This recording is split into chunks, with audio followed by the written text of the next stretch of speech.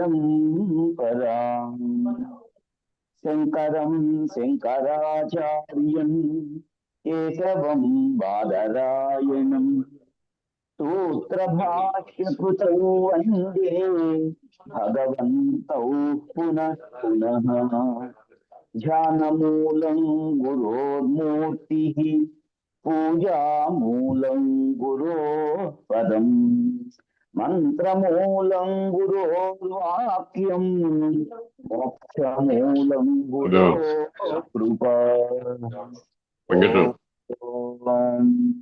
శం నో మిత్రం వరుణః శం నో భవత్పర్యమా శం న ఇంద్రో బృహస్పతిః శం నో విష్ణురుక్రమః నమో బ్రహ్మణే నమస్తే వాయో త్వమేవం ప్రత్యక్షం బ్రహ్మాసి త్వామేవ ప్రత్యక్షం బ్రహ్మ వదిష్యామి ఋతం వదిష్యామి సత్యం వదిష్యామి తన్మామవతు తద్వక్తారమవతు అవతు మాం అవతు వక్తారం.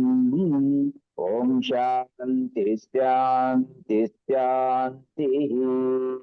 ఓం సహనావతు సహనౌ భునత్తు సహ వీర్యం కరవావహై తేజస్వినావధీతమస్తు మా విద్విషావహై.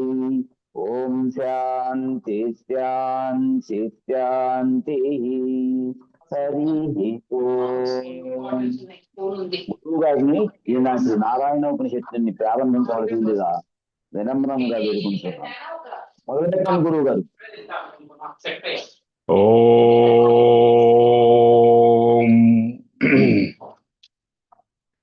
విఘ్నేశ్వరం విఘ్నశాంత్యై వాణీం వాచః ప్రవృత్తయే గురూన్ గూఢార్థభానాయ ప్రణమామి పునః పునః. జగద్గురు శ్రీచరణారవిందాభ్యాం నమః. ఓం శన్నో మిత్రశ్చం వరుణః శన్నో భవత్వర్యమా శన్న ఇంద్రో బృహస్పతిః శన్నో విష్ణురుక్రమః. నమో బ్రహ్మణే నమస్తే వాయో త్వమేవ ప్రత్యక్షం బ్రహ్మాసి త్వమేవ ప్రత్యక్షం బ్రహ్మ వదిష్యామి ఋతం వదిష్యామి సత్యం వదిష్యామి తన్మామవతు తద్వక్తారమవతు అవతు మాం అవతు వక్తారం. ఓం శాంతి శాంతి శాంతి.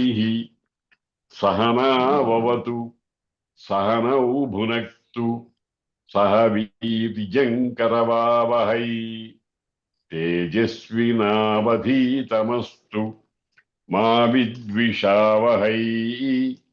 ఓం శాంతి శాంతి శాంతి.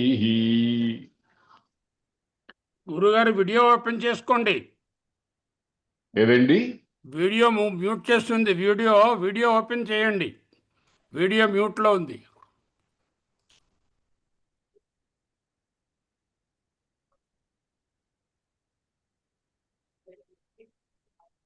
My Lakshmi my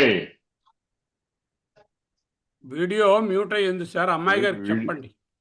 video mute అయిందంట. మీరు అది నొక్కండి. ఇప్పుడు ఓపెన్ అయింది. బాగుంది. ఇది ఎందుకు వెళ్ళిపోతాను? వినిపిస్తుందా? అడగండి. వినపడుతుందండి, బాగానే వినపడుతుంది. బాగుంది సార్. బాగానే ఉన్నాయి కానీ మధ్యలో ఎందుకో డిస్టర్బ్ అవుతోంది. అదే చేయి పెడితే తగిలితే ఆగిపోతుంది. చేయి తగిలితే ఆగిపోతుంది. సరే ప్రారంభిస్తున్నానండి. చెప్పండి సార్. ఓం సోహమపాపో విరజో నిర్ముక్తో ముక్త కిల్బిషః నాకస్య పృష్ఠమారుహ్య గచ్చేద్ బ్రహ్మసలోకతాం. ఇక్కడ మనం వరుణదేవతాకమైనటువంటి మంత్రాలు, ముఖ్యంగా జలాధిదేవతలో పరమాత్మ దర్శనం చేయించేటువంటి మంత్రాలు మనకు ప్రస్తావనలో ఉన్నాయి. అందులో కిందటిసారి అత్యాశనాదతీపానాత్ యచ్చ ఉగ్రాత్ ప్రతిగ్రహాత్ తన్నో వరుణో రాజా పాణినా హ్యవమర్చతు అనే మంత్రం చదువుకున్నాం. సోహమపాపో విరజో నిర్ముక్తో ముక్త కిల్బిషః నాకస్య పృష్ఠమారుహ్య గచ్చేద్ బ్రహ్మసలోకతాం. ఈ మంత్రాన్ని వాళ్ళ చూద్దాం. అపాపః పాపరహితుడనై, సహ అహం నేను అంటే మంత్రజలముల చేత పవిత్రమైనటువంటి స్థూల సూక్ష్మ దేహాలు కలిగినటువంటి నేను, విరజ రజోగుణాన్ని త్రోసివేసినటువంటి వాణ్ణై, నిర్ముక్త రాగద్వేషాది దోషముల చేత వదిలిపెట్టబడిన వాడనై, ముక్త కిల్బిషణ ఇంతవరకు చేసినట్టి ఇక పైన చేయబోయేటువంటి పాపాలు ఏమీ లేకుండా, అంటే చేయబోయేటువంటి అంటే అర్థం ఏమిటంటే పాపాలు చేయకుండా ఉండడం అని అర్థం అన్నమాట. అటువంటి వాడనై నాకస్య స్వర్గం యొక్క పృష్ఠం ఉపరిభాగమును అధిష్ఠించి బ్రహ్మసలోకతాం బ్రహ్మముతో సమానమైనటువంటి లోకము. బ్రహ్మ అంటే ఇక్కడ రెండర్థాలు, పరబ్రహ్మము, చతుర్ముఖ బ్రహ్మ అనేటువంటి వాళ్లతో సమానమైన లోకము కలుగునట్లుగా అగుదునుగాక అని మంత్రార్థం. ఇక్కడ మనం స్నానం చేసేటప్పుడు అంటే స్థూల దృష్టితో ఆ మాట అంటున్నాం. స్నానం చేయటం అంటే అర్థం ఏమిటంటే మల నిర్మోచనం, పుంసాం జలస్నానం దినే దినే అని ఒక శ్లోకం ఉంది. ప్రతిదినము కూడా శరీరానికి పట్టినటువంటి మలాన్ని వదిలించుకోవటానికి స్నానం చేస్తూ ఉంటాము అని అన్నాము. అటువంటి స్నానము సకృత్ గీతాంభసి స్నానం సంసార మలనాశనం అన్నారు. ఒక్కసారి భగవద్గీత అనేటువంటి జలములో స్నానం చేసినట్లయితే శాశ్వతమైన సంసారం అనేటువంటి మలము నశించిపోతుంది అని అన్నారన్నమాట. కాబట్టి అటువంటి మలనాశనం ఎప్పుడైతే అవుతుందో అప్పుడు మనం పాపరహితులము అవుతాము. పాపము అని అంటే పుణ్యము అని అంటే అర్థం ఏమిటంటే స్థూలంగా పాపము అని అంటే ఏదో ఒక చోట పేరుకుపోయేది అని అర్థం కాదు, దుష్టమైన ఆలోచనలు. పుణ్యము అని అంటే మంచి భావనలు, మంచి పనులు చేయటం, మంచి ఆలోచనలు చేయటం, మంచి మాట మాట్లాడటమే పుణ్యము. చెడ్డ పనులు చేయటం, చెడ్డ ఆలోచనలు చేయటం, చెడ్డ మాటలు మాట్లాడటం అనేటువంటిదే పాపము. అటువంటి పాపములన్నీ కూడా మనం తొలగించుకొని అపాపహ పాపరహితుడనై, అంటే ఒక దేవాలయంలోకి వెళ్ళేటప్పుడు ఏ విధంగానైతే స్నానం చేసి తర్వాత మంచి మదములు అనేటువంటి మంచి గుడ్డలు కట్టుకొని పూజా ద్రవ్యాలు, అందులో కూడా పుష్పాలు మొదలైనటువంటివి పాడు కాకుండా ఉండేటువంటివి, వాడిపోకుండా ఉండేటువంటివి, కొత్తగా ఉండేటువంటివి అయినటువంటి పుష్పాలు, మంచి శ్రేష్టమైనటువంటి కొబ్బరికాయ, ఇవన్నీ తీసుకుని ఎలాగైతే వెళతామో ఆ రకంగా వెళ్ళేటువంటి నేను, సో అహం అటువంటి నేను, పాపములు లేనటువంటి నేను, నిర్ముక్త విరజ రజోగుణము, రజోగుణము యొక్క లక్షణం ఇది వరకు మనం అనేక పర్యాయాలు చెప్పుకున్నాం. రజోగుణము విక్షేప శక్తి. విక్షేప శక్తి అంటే అర్థం ఏమిటంటే మన మనస్సులో ఆలోచనలు, మన చేష్టలు మొదలైన వాటిని చెదరగొట్టేస్తూ ఉంటుంది.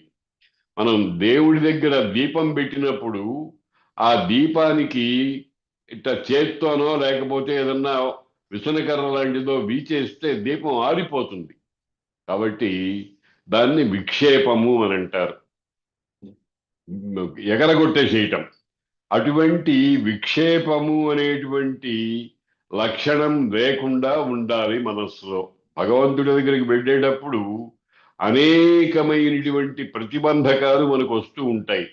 ఆ ప్రతిబంధకాల్లో ఆవరణము, విక్షేపము అనేటువంటివి చాలా ప్రమాదకరమైనటువంటివి. ఆవరణం అంటే ఏమీ కనపడకుండా చేయటం, విక్షేపం అంటే అటు ఇటు చెదరగొడుతూ ఉండటం. ఈ రెండు లక్షణాలు లేకుండా ఉంటే సత్వగుణం. దాన్ని ప్రకాశ శక్తి అంటారు.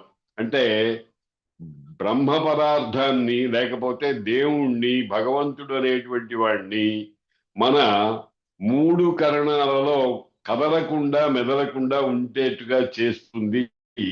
దాన్ని ప్రకాశ శక్తి అని అంటారు. కాబట్టి విరజ, నిర్ముక్త. మన మనుష్యుల్ని బంధించేటువంటివి ఏమిటంటే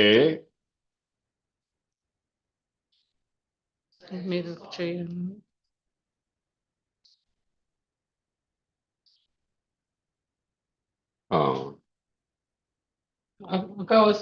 అడుగు వస్తుంది. రాగద్వేషాలు. ఒక వస్తానండి, బాగానే ఉంది. దాని యందు వస్తుందా డాక్టర్ గారు? వస్తుంది సార్, వస్తుంది. ఇప్పుడు వీడియో కూడా వస్తుంది. విరజ, రజోగుణము, విక్షేపము మొదలైనటువంటివి లేనుకుంటూ రాగద్వేషాలు. రాగం అంటే ఒకని యందు ప్రీతి భావన, ద్వేషం అంటే ఒకడిని అసహించుకోవటం. నిజానికి రాగము, ద్వేషము అనేవి మనకు చాలా భయంకరమైన శత్రువులు. ఎందుకనంటే ఏ మనిషి యందు అతిశయమైన ప్రేమ ఉన్నా భగవంతుడి మీద ఉండేటువంటి ప్రేమని తొలగించేస్తుంది. ఇంకా ద్వేషము అంతకంటే ఘోరమైనటువంటిది. కాబట్టి నిర్ముక్త, ముక్త కిల్బిష, చేసినట్టి సమస్తమైనటువంటి పాపములను కూడా తొలగించుకునేటువంటి వాడనై, నాకం అంటే సుఖస్థానము అని అర్థం. స్వర్గం అంటాం. స్వర్గము అనేదానికి మామూలుగా ఒక ప్రత్యేకమైనటువంటి భౌగోళికమైనటువంటి ప్రదేశము అనేటువంటి అర్థం కాకుండా ఏ విధమైనటువంటి దుఃఖ స్పర్శ లేకుండా ఉండేటువంటి ఒక మానస స్థితి. దానిని నాకస్య పృష్ఠం, దాని చిబ్బరి భాగాన్ని, ఒక కొండ శిఖరాన్ని ఎక్కినట్టుగా, శ్రీశైలమో తిరుపతియో దేవుడు అక్కడ పైన కూర్చున్నాడు అనేటువంటిది ప్రతీకాత్మకంగా భావిస్తే ఆ ఉపరిభాగమునందు ఆరుహ్య అధిష్ఠించి బ్రహ్మ సలోకతాం, బ్రహ్మగారితో, బ్రహ్మగారంటే ఇక్కడ స్థూల దృష్టితో చతుర్ముఖ బ్రహ్మ సృష్టికర్త అని అనుకుంటే ఆయనతో సమానమైన లోకము కలవాళ్ళము అనేటువంటిది యచ్చేతు మేము పొందుతాము. అంటే అది చాలా చాలా గొప్పగా మనల్ని మనం ఒక అతి పవిత్రమైనటువంటి, అతి శ్రేష్టమైనటువంటి స్థానంలో పెట్టుకోవడం అన్నమాట. దానివల్ల మనకు కలిగేటువంటి మహాప్రయోజనం ఏమిటంటే ఆ బ్రహ్మ లోకాన్ని సత్యలోకం అని అంటారు. కింది నుంచి 7 లోకాల్లో చివరిది ఆ సత్యలోకం. ఆ సత్యలోకం తర్వాత త్రిపాదూర్ధ్వముదైత్ పురుష అని పరమాత్మ ఇంకా ఇదంతా ఈ 14 లోకాలు ఆక్రమించి ఆ పైన ఇంకా 3 పాదాలతో ఉన్నాడు అని మనం వేదమాత చెప్తోంది. కాబట్టి బ్రహ్మసలోకత్వాన్ని ఎప్పుడైతే పొందామో బ్రహ్మలోకాన్ని కూడా దాటినటువంటి త్రిపాద్ విభూతి అని అంటారు. ఆ ప్రదేశంలోకి మనం చేరుకోగలుగుతాం. అది పరమ లాభం. కాబట్టి సోహమ పాపో విరజో నిర్ముక్తో ముక్త కిల్బిష నాకస్య పృష్ఠమారుహ్య గచ్చేద్ బ్రహ్మసలోకతాం యశ్చాప్సు వరుణస్స పునాత్మఘమర్షణ. ఇక్కడ ఇంకొక కోరిక కూడా కోరుతున్నాడు సాధకుడు. అప్సు జలములయందు యహ ఏ పరమాత్మ అయితే ఉన్నాడో ఆ పరమాత్మ యొక్క అనేక లక్షణాలు కలిగినటువంటి వరుణుడు అనేటువంటి దేవత, జలాధిదేవతను వరుణుడు అంటారు, ఇంద్రుడు అంటారు, యముడు అంటారు, కుబేరుడు అంటారు. వీళ్ళందరూ కూడా దిక్పాలకులు అంటారు. దిక్ అంటే ఒక ప్రదేశము అనే అర్థమే కాదు. దిక్ అంటే అంతటినీ వ్యాపించేటువంటి ఒకానొక పరమాత్మ చైతన్యానికే మనం అర్థంగా తీసుకోవాలి, చైతన్యాన్నే అర్థంగా తీసుకోవాలి. కాబట్టి అందులో మనము ఏదో ఒక పరిచ్ఛేదాలు లేకుండా ఉండలేం గనక జీవుడు ఏదో దిక్కులు కాలములు మొదలైనటువంటి పరిచ్ఛేదాలు లేకుండా ఉండలేడు గనక ఇక్కడ తూర్పు దిక్కు, పడమర దిక్కు, ఉత్తరం దిక్కు, దక్షిణం దిక్కు అని ఇట్లాగా అంటూ ఉంటాం. కాబట్టి పశ్చిమ దిక్కుకు అధిపతిగా ఉండేటువంటి పరమాత్మ యొక్క అంశము వరుణుడు అనేటువంటిది. ఆ వరుణుడు మనం ప్రార్థిస్తున్నాం. అఖండమైన చైతన్యాన్ని మనము మనకు ఉండేటువంటి శక్తి సంపదల ద్వారా పొందగలిగినటువంటి స్థితి చాలా తక్కువగా ఉంటుంది కనుక ఖండాత్మకంగానే ఒకదాన్ని పేర్చుకుంటూ ఒక గోడ కట్టడానికి ఒక ఇటుకలు ఒక వరుస, 2 వరుసలు, 3 వరుసలు అట్లా పెంచుకుంటూ పోతాం. ఆ రకంగానే ఈ వరుణుడు, యముడు, ఇంద్రుడు, కుబేరుడు మొదలైనటువంటి వాటిలో ఉండేటువంటి పరమాత్మ లక్షణాన్ని మెల్లమెల్లగా కూర్చుకుంటూ వీటన్నిటి యొక్క సముదాయాన్ని అంతా అయిన తర్వాత గోడ తయారైంది లేకపోతే ఇల్లు తయారైంది అన్నట్టుగా మన మనస్సులో పరమాత్మకు ఒక దేవాలయం కట్టించుకున్నట్టుగా మనం ప్రయత్నం చేసినట్లయితే దాంట్లో ఒక దశ బ్రహ్మస్వలోకతం. యశ్చాప్సు వరుణ సపునాత్మఘమర్షణ. ఈ విధంగా మన దేహంలోనే లేకపోతే బ్రహ్మాండంలోనే రెండు అనుకున్నాం కదా, పిండాండము బ్రహ్మాండము అని. పిండాండము అంటే మన దేహము, బ్రహ్మాండము అంటే విశ్వము, విశ్వం అంటే 14 లోకాల సముదాయం. అటువంటి రెండింటినీ కూడా మనం ఏం చేయాలి, ఏ విధమైనటువంటి కస్మరము లేకుండా చేసుకోవాలి. చేయాలంటే మన సంభావనతో పాటు దైవానుగ్రహం కూడా ఉండాలి. మా లోకంలో ఒక సామెత ఉంది, గాలిలో దీపం పెట్టి దేవుడా నీ మహిమ అని అంటే ఏమీ ప్రయోజనం లేదు. గాలిలో దీపం పెట్టకూడదు. అందుకని పాపములు మొదలైనవి అంటకుండా చూసుకోవాలి. యశ్చాప్సు వరుణ సపునాత్మఘమర్షణ. మనకు ఆ వరుణుడు అనేటువంటి స్వరూపంలో మనకు తెలియవచ్చేటువంటి జలాధిదేవత అయినటువంటి స్వామి మనలో ఉండేటువంటి అఘములనన్నిటినీ, పాపములనన్నిటినీ కూడా మర్షణం చేసుగాక, తుడిచివేయాలి గాక, తుడిచివేస్తాడు, వేయాలి అని మనం ప్రార్థన చేస్తున్నాం.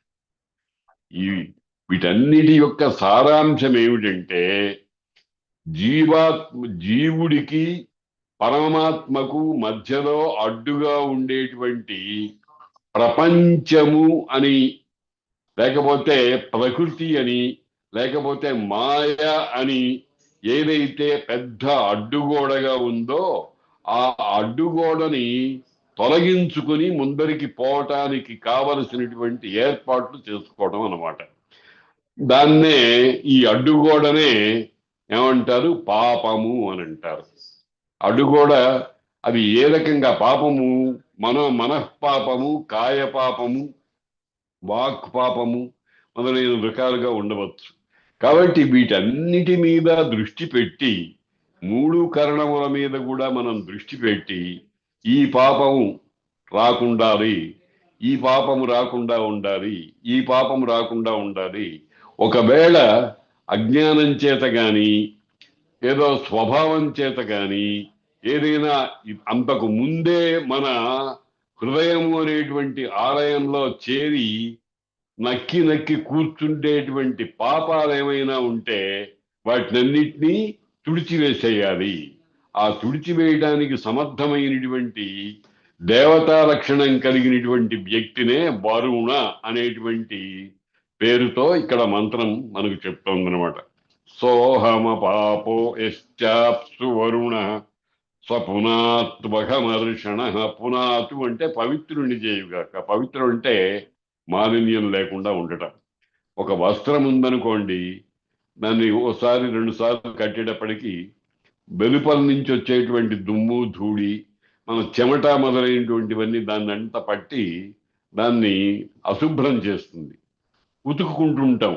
ఆ రకంగానే మనం మన 3 కరణాలని కూడా నిరంతరము శుద్ధి చేసుకుంటూ ఉండాలి. తర్వాత ఇక్కడ కొన్ని నదులను వాటిలో ఉండేటువంటి విశేషాన్ని భావన చేస్తూ మనము ఆయా నదులలో స్నానం చేసేటప్పుడు ఆ నదీ జలాల్లో ఉండేటువంటి పరమాత్మ తత్వాన్ని, మనకు పాపాలు మొదలైనవి, మాలిన్యము మొదలైనవి తొలగించడానికి తగినటువంటి కృషి చేయాలి అని ప్రార్థిస్తున్నాం. ఇమం మే గంగే యమునే సరస్వతి సుతుద్రిస్తోమగుం సచతాపరిష్ణియా అసిక్నియా మరుద్రుధే పితస్తయాజ్జీకీయే శృణుష్యా సుషోమయా. ఇక్కడ అనేకమైన నదుల పేర్లు వ్యవహరిస్తున్నారు. గంగా, ఇమం మే, ఇదిగో ఈ నన్ను, గంగే ఓ గంగాదేవి, యమునే ఓ యమునాదేవి, సరస్వతి సరస్వతీదేవి. ఇవే ప్రయాగ త్రివేణి సంగమం అంటాను చూడండి. 3 నదుల సమాహారం కలిసినటువంటిది. అందులో సరస్వతీ నది సాక్షాత్తుగా కనబడదు, కానీ అది ఉన్నట్టుగానే భావన చేస్తున్నారు. శాస్త్రాలు, పురాణాలు, ఇతిహాసాలు మొదలైనటువంటివన్నీ కూడా ఆ సరస్వతి యొక్క అస్తిత్వాన్ని నిరూపించినాయి. కాబట్టి ఇమం మే గంగే యమునే సరస్వతి సుతుద్రి, అలాగే సుతుద్రి అని ఒక నది. తర్వాత ఇమం స్తోమం శృణుహి, అమ్మా దివ్యమైన నదులారా, దివ్యమైనటువంటి ప్రవాహ రూపంలో కనిపించేటువంటి పరమాత్మ స్వరూపులారా, మీరందరూ మేము చేసేటువంటి ఈ స్తోమం అంటే స్తోత్రాన్ని శృణుహి ఆలకించండి అని ప్రార్థిస్తున్నాం. ఇక్కడ మనం భావించాల్సిన విషయం ఒకటి ఉంది. గంగా, యమున, సుతుద్రి, సరస్వతి మొదలైనవన్నీ లౌకిక దృష్టిలో జడ పదార్థములు కింద భావింపబడుతూ ఉంటాయి. జడ పదార్థములు లోకంలో మన ఇంద్రియాలతో చేసేటువంటి వేటిని కూడా గ్రహిస్తున్నట్టుగా మనకు అనిపించటం లేదు. మరి అయితే ఈ ప్రార్థనకి అర్థం ఏమిటండి? ఓ గంగమ్మ తల్లి, నేను చెప్పే మాట విను అని సాధకుడు అంటున్నాడు. అట్లాగే యమునని అంటున్నాడు, అట్లాగే సరస్వతిని అంటున్నాడు, అలాగే స్తుతుద్రి అనేటువంటి పేరు కలిగినటువంటి ఒక నదిని ప్రార్థిస్తున్నాడు.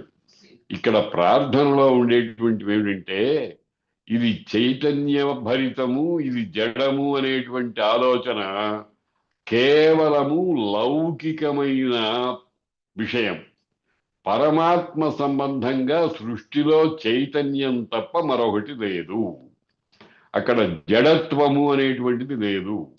ఈ జడత్వము అనేటువంటిది అందుకనే అమ్మవారిని చెప్పేటప్పుడు లలితా సహస్రనామంలో చిచ్చిక్తిశ్చేతనారూప జడశక్తిర్జడాత్మిక అనే నామాలు మనకు కనిపిస్తాయి. చాలా గొప్ప ఆలోచించదగినటువంటి నామాలు.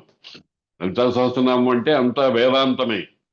దానిని మనం జాగ్రత్తగా భావన చేసినట్లయితే జడశక్తి చిచ్చక్తి రెండూ కూడా అమ్మవారేట.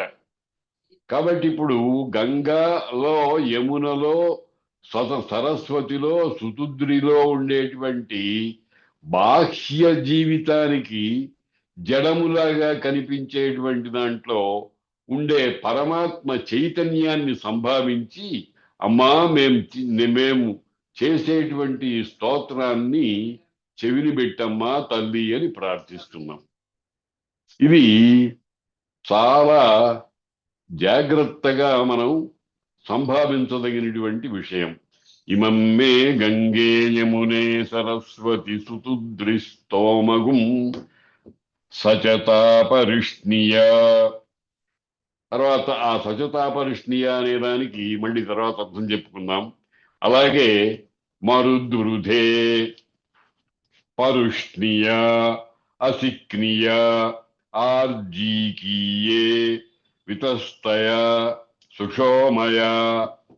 ఇక్కడ ఇవన్నీ నదుల పేర్లు. మరుద్వృధ అనేటువంటి ఒక నది. అంటే ఇది వేదకాలంలో మరుద్వృధ అనేటువంటి పేరు కలిగినటువంటిది. ఆధునిక కాలంలో ఏ పేరుతో ఉందో మనం గుర్తించడం కొంచెం కష్టం. అయితే ఉంటుంది, సంబంధం ఉంటుంది. కానీ ప్రస్తుతానికి మనం ఏమనుకోవాలి, మరుద్వృధ అనేటువంటిది మన కృష్ణా నది, తుంగభద్రా నది, కావేరీ నది, సింధు నది, మహానది మొదలైనటువంటి నదుల లాంటి ఒక నది అనుకోవాలి. లేకపోతే వీటిల్లో ఏదో ఒక దానికి ఒకప్పుడు మరుద్వృధ అనేటువంటి పేరుంది అని అనుకోవాలి. మరుద్వృధే, ఓ మరుద్వృధ అనేటువంటి పేరు కలిగినటువంటి నది మాత. పరుష్ణియ, అలాగే పరుష్ణి అనేటువంటి ఒక నది. పరుష్ణియ అసిక్నియ, అసిక్ని అనేటువంటి పేరు కలిగినటువంటి ఒక నది. ఈ పరుష్ణి అసిక్ని అనేటువంటి నదులతో కలిసి ఓ మరుద్వృధ అనేటువంటి పేరు కలిగిన అమ్మా నది. అలాగే ఆర్జీకీయే, ఆర్జీకీయము, కీయ అనేటువంటి ఒక నది. ఆ నదిని ఉద్దేశించి సంబోధిస్తున్నాం. ఆర్జీకీయ నది. వితస్తయ, వితస్త అనేటువంటి పేరు కలిగినటువంటి సుషోమయ, సుషోమ అనేటువంటి పేరు కలిగినటువంటి ఈ నదులన్నిటితో కలిసి నేను ఇప్పుడు ప్రకటించినటువంటి అనుకుంటున్నటువంటి నదులన్నీ, ఈ నదులన్నీ కూడా మాకు సచత, ఆ సచత అంటే ఆ దగ్గరకు సచత, రండి, నా దగ్గరకు రండి. మామూలుగా మనం దేవుడి దగ్గరికి వెళ్ళాలి, కానీ అశక్తుడు భక్తుడు అయినటువంటి వాని దగ్గరకు దేవుడే కదిలొస్తాడు. ఇది లోకంలో అనేక సందర్భాల్లో నిరూపితమైనటువంటి అర్థము. అందుకని ఎక్కడో హరిద్వారు పైన గంగోత్రి దగ్గర పుట్టినటువంటి గంగానది, కలకత్తా దగ్గర హుగ్లీనో ఎక్కడో సముద్రంలో కలిసేటువంటి ఆ నది, మనం ఇక్కడ మా భారతదేశంలో దక్షిణ ప్రాంతంలో ఉండేటువంటి ఒకానొక ప్రదేశంలో కూర్చుని అమ్మా రా అని అంటే అర్థం ఏమిటనమాట, ఈ రావటం అనేటువంటిది భౌతిక సంబంధం కాదు, దివ్య సంబంధం. అవన్నీ కూడా దేవతా స్వరూపాలు కనుక మన ప్రార్థనను మన్నించి తప్పనిసరిగా మన దగ్గరికి వస్తాయి. స్వరూపంతో రావు, లక్షణంతో వస్తాయి. స్వరూపం అంటే గంగానది, ఒడ్లు, నీళ్లు ఉండటం, పడవలు మొదలైనవి. ఆ స్వరూపంతో రాదు. గంగమ్మ అనేటువంటి ఒక దివ్య భావన వచ్చి మన హృదయ క్షేత్రంలో చక్కగా ఆర్ద్రం చేసి భగవద్ పదార్థ సస్యాన్ని పండించడానికి ఉపయోగపడుతుందన్నమాట. కాబట్టి ఆ ప్రార్థన చేయమన్నది వేదమాత. అసిక్నియామరుద్రుధే ఇమం మే గంగే యమునే సరస్వతి సుతుద్రిస్తోమగుం సచతాపరిష్ణియా అసిక్నియామరుద్రుధే వితస్తయార్జీకీయే శృణుహి ఆసుషోమయా. మేము చేసే ప్రార్థనలన్నీ వినండి, మీరు మాకు సమీపంగా దగ్గరకు రండి అని అంటాం. ఇక్కడ లౌకికమైనటువంటి ఒక ఉదాహరణ తీసుకుందాం. మనం ఇంట్లో ఏదైనా ఒక శుభకార్యం, పెండ్లో ఏదో ఉందనుకోండి, ఆ పెండికి మన బంధువర్గం వాళ్ళు ఈ దేశంలో ఉండవచ్చు, ఈ రాష్ట్రంలో ఉండవచ్చు, లేకపోతే ఇతరమైనటువంటి విదేశాల్లో అమెరికా మొదలైనటువంటి వాటి చోట ఉండవచ్చు. వాళ్ళందరికీ మనం శుభలేఖలు పంపిస్తున్నాం. అయ్యా, ఫలానా రోజున మా ఇంట్లో వివాహం ఉంది, మీరంతా వచ్చి వధూవరుని ఆశీర్వదించండి అని శుభలేఖ రాస్తున్నాం. ఆ రాస్తే వాళ్ళు వాళ్ళకి అవకాశం ఉన్నటువంటి పద్ధతిలో స్పందిస్తారు. కొంతమంది రాగలిగిన వాళ్ళు వస్తారు, కొంతమంది అభినందనలు మొదలైనవి చెప్తారు, లేకపోతే ఏదైనా ప్రజెంటేషన్స్ మొదలైనవి పంపించడం మొదలైనవి చేస్తూ ఉంటారు అన్నమాట. అట్లాగే ఇక్కడ మనం ఈ నదులన్నింటినీ కూడా, ఎన్ని నదుల పేర్లు చెప్పారో చూడండి. గంగా, యమున, సరస్వతి, సుతుద్రి, పరుష్ణి, అసిక్ని, మరుద్రుధ, వితస్త, ఆర్జీకీయ, సుషోమ అని ఇన్ని నదులను పేర్కొన్నారు. ఈ నదులన్నీ కూడా అక్కడక్కడ పరుచుకుని ఉన్నాయి. అలా పరుచుకునేటువంటివన్నీ వాటిని అన్నిటినీ కూడా మనం సంభావన చేసి, మనం చూడండి, మన దేహానికి ఎక్కడికి పడితే అక్కడికి వెళ్ళేటువంటి శక్తి ఉండొచ్చు, లేకపోవచ్చు, కానీ మనస్సు అన్ని చోట్లకి పోగలుగుతుంది. మనస్సుకి పోరాని ప్రదేశం అంటూ లేదు. దాని మనస్సునే ఇక్కడ మనం ఏమంటాం, భావన అంటాం. భావన అంటే అర్థం ఏమిటనమాట, మనస్సులో వాటిని గురించి, ఆ గంగమ్మను గురించి, ఆ యమున, సుతుద్రి మొదలైనటువంటి నదులన్నింటినీ గురించి మన మనస్సులో భావన చేస్తే అవన్నీ మన మనస్సులో వచ్చి కూర్చున్నట్టే. నిజానికి నట్టు ఉండకూడదు, కానీ కూర్చున్నాయి అని భావన చేస్తాం అన్నమాట. కాబట్టి ఆ రకంగా ప్రార్థన చేసి జలస్వరూపంగా ఉండేటువంటి పరమాత్మను ప్రసన్నం చేసుకుని, ఆ పరమాత్మను మన హృదయము అనేటువంటి గుడిలో భద్రంగా పెట్టుకుని పూజ చేయాలి, చేస్తాము. దానివల్ల మహాప్రయోజనం కలుగుతుంది అని ఇటువంటి మంత్రాల యొక్క తాత్పర్యం అన్నమాట. ఇమం మే గంగే యమునే సరస్వతి సుతుద్రిస్తోమగుం సచతాపరిష్ణియా అసిక్నియా మరుద్రుధే వితస్తయార్జీకీయే శృణుష్యా సుషోమయా కృతం చ సత్యం చాభీద్ధాత్ తపసోధ్యజాయత తతో రాత్రిరజాయత తతః సముద్రో అర్ణవః. తరువాతి మంత్రం ఇది. కృతం చ సత్యం చ అభీద్ధాత్ తపసః అధ్యజాయత. కృతము, సత్యము అని రెండు అనేక పర్యాయాలు మనకు ప్రస్తావనకు వచ్చినాయి. కృతము అంటే సత్యమే. అయితే సంకల్ప భావనాత్మకమైనటువంటి సత్యాన్ని ఋతం అంటారు, ఆచరణాత్మకమైనటువంటి సత్యాన్ని సత్యం అంటారు. ఇదివరకు చెప్పుకున్నాం. ఈ పని ఈ విధంగా చెయ్యాలి అని మనస్సులో నిశ్చయించుకున్నటువంటి దాని స్వరూపాన్ని ఋతము అని అంటున్నాం.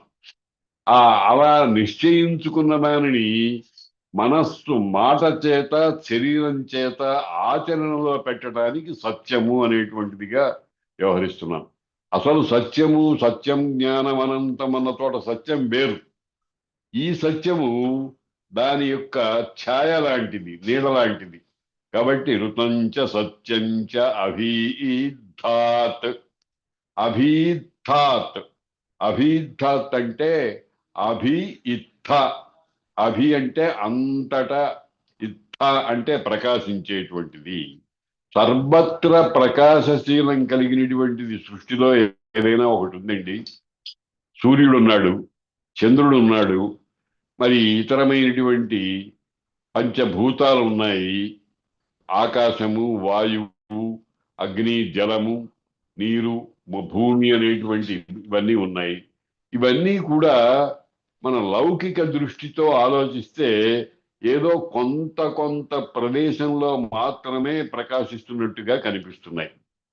కానీ తాత్వికంగా ఆలోచిస్తే వీటికి అంతటా ప్రకాశించేటువంటి లక్షణం ఉంది. అంతటా ప్రకాశించే లక్షణం కలిగిన దాన్నే పరమాత్మ అంటున్నాం. ఈ పరమాత్మకు పోలిక అనేది లేదు, కానీ ఒకవేళ కొంచెం ప్రయత్నం చేస్తే పరమాత్మ తత్వాన్ని పట్టుకోవటానికి ఉపయోగించేటువంటిది మనకు ఆకాశం. ఆకాశం అనేది అసలు లేదు కదా. ఆకాశం, గగనం, శూన్యం అంటారు కదా. అంటే లేకపోలేదు. మనకు తక్కిన పదార్థాలలాగా తెలియరావటం లేదు, కానీ లేకపోవటం అనేది లేదు. దీని గురించి ఇది వరకు మనం అనేక పర్యాయాలు అనుకున్నాం. ఆ అనుకోవటంలో ఇక్కడ కూడా మరొకసారి మనం అనుకోవాల్సింది ఏమిటంటే, ఆకాశం అని అంటే శబ్దం అనేటువంటిది గుణంగా కలిగినటువంటి ఒకనొక భూతము. ఆ శబ్దము అనేటువంటి ఆ భూతము ఎక్కడ ఉంది, ఎక్కడ లేదు.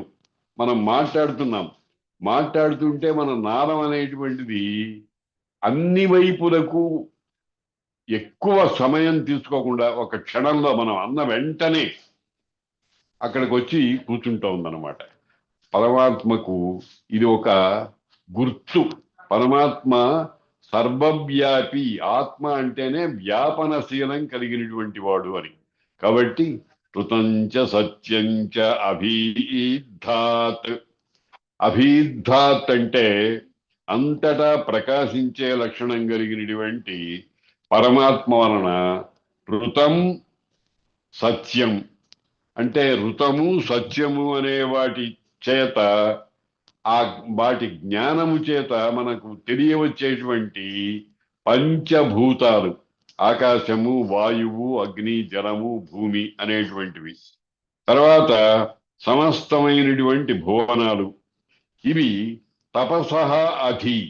తపస్సు అని అంటే పర్యాలోచనము అంటారు. అంతటిని గురించి, అన్ని వైపుల్ని గురించి ఆలోచించడం. మామూలుగా తపస్సు అని అంటే ముక్కు మూసుకుని ప్రాణాయామాది చేత చేసి యోగ మార్గం చేత శరీరాన్ని చక్కగా నిలబెట్టుకుని ఆసనము, యమము, నియమము మొదలైన వాటి చేత మనం తపస్సు చేయటం అనేది చూస్తున్నాం, వింటున్నాం.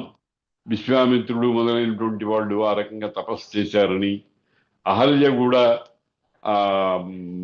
భస్మశాయి, నిరాహార భస్మశాయి అట్లా పడి ఉందని మనకు రామాయణం మొదలైనటువంటి గ్రంథాల్లో చెప్తున్నారు.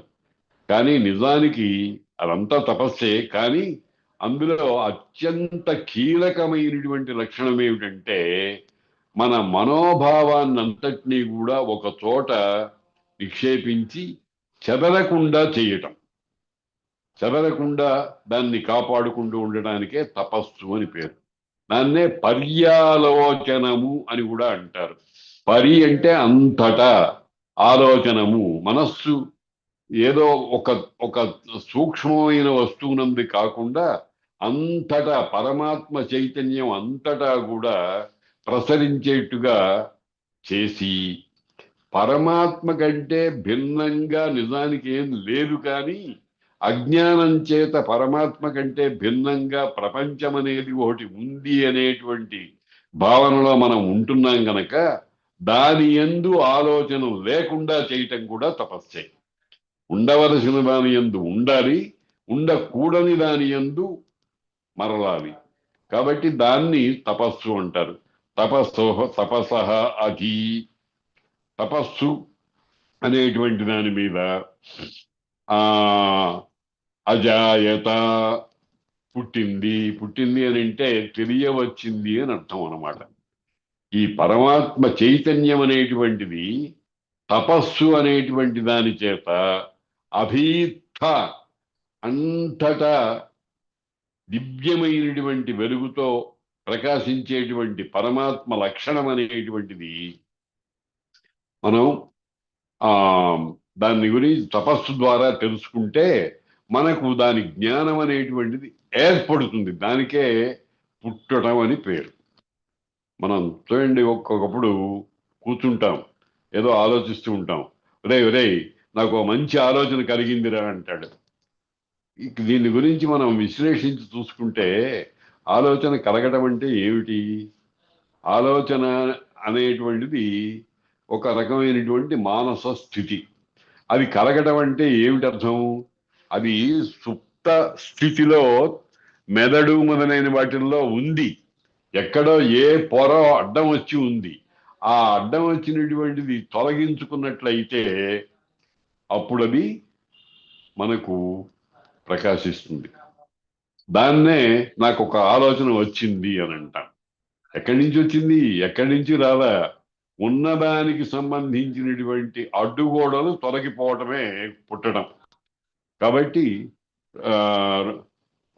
అభీద్ధాత్ సత్యంచ అభీద్ధాత్ తపసో అధ్యజాయత, తపస్సు నుంచి ఆ పరమాత్మ చైతన్యం అనేటువంటిది దృశ్యమానమయ్యేటువంటి సమస్తమైనటువంటి పదార్థాల్లో మనము లోక వ్యవహారంగా పెట్టుకున్న నామము, లోక వ్యవహారంగా కల్పించుకున్నటువంటి రూపము అనే రెండింటినీ కూడా పక్కకు తొలగించుకొని అదేం చేస్తుంది? ప్రకాశిస్తూ ఉంటుందన్నమాట. దాన్నే ఈ మంత్రం చెప్తా ఉంది. కృతంచ సత్యంచాభీద్ధాత్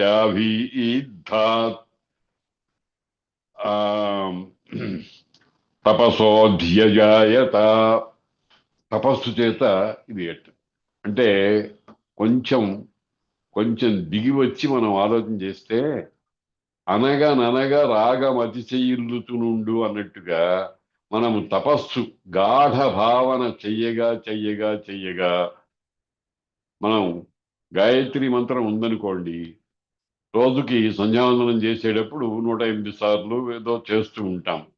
చేయగా చేసేటప్పుడు అంతా విక్షేపాలే, ఏవో కదిలిపోవటమే. ఆలోచన వస్తుంది, ఎవరో పలకరిస్తారు, లేకపోతే బెల్లు మోగుతుంది, లేకపోతే ఫోన్ కాల్ వస్తుంది. ఇవన్నీ విక్షేపాలే. కానీ వాటికి బయటికి మనం బలి కాకుండా జాగ్రత్తగా అట్టా కాపాడుకుంటూ వచ్చినట్లయితే అక్కడ మనకు పరమాత్మ సాక్షాత్కారం అవుతుంది.